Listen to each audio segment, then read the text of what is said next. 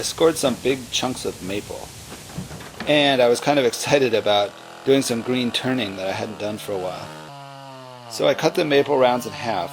They were too big for me to lift onto my chainsaw jig, or my sawbuck, so I laid them out on the ground with some blocking on each side. I rotated the round around and then was able to cut the bottom half by pulling the saw up through the top. And my fuel mixture, I think, was a little too rich. I found the circle where the bowl would go approximately, and then trimmed down the piece so that it wouldn't be quite so heavy. I further cut the piece down on the bandsaw. The blade I had was, I think, a little bit dull because it wasn't going through very quickly.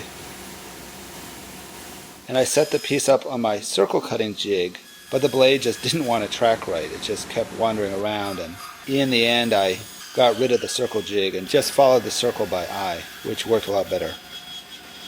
And it turned out fairly round in the end. So I put a faceplate on, centered on the circle, and this will let me mount the piece of wood on the lathe.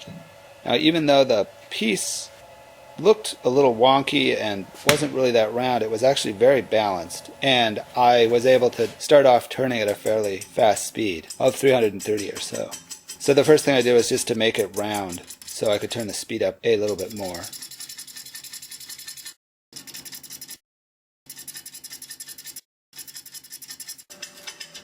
Once I had it all squared up and round, I could make a mortise for the chuck to go in. Normally I'd make a tenon for the chuck to hold on to, but in this case I could make a mortise for the chuck to fit into, and then I could open the chuck up into that space. And the sides of that mortise have a little bit of an angle to match the shape of the chuck jaws. So you can see how they fit in.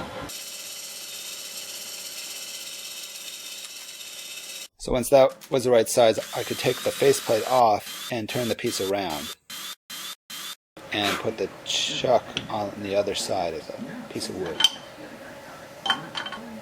And then remount that whole piece back. Now the end of the bowl that'll be open is now facing out, so I can now hollow out the shape. This is a close-up of the chips coming off.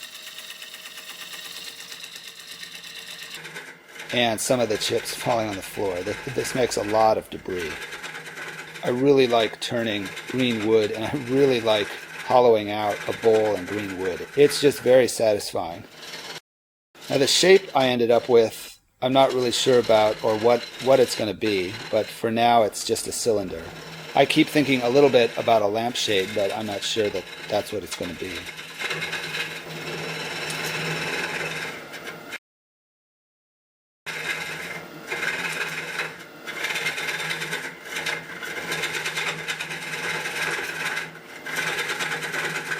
I used the scraper to smooth up the surfaces, and then I painted all the surfaces with wax paint. And with this shape, it made sense to just leave it on the lathe to put the paint on. And I let the camera run, so there's a time lapse of the paint drying, and then the whole piece can come off.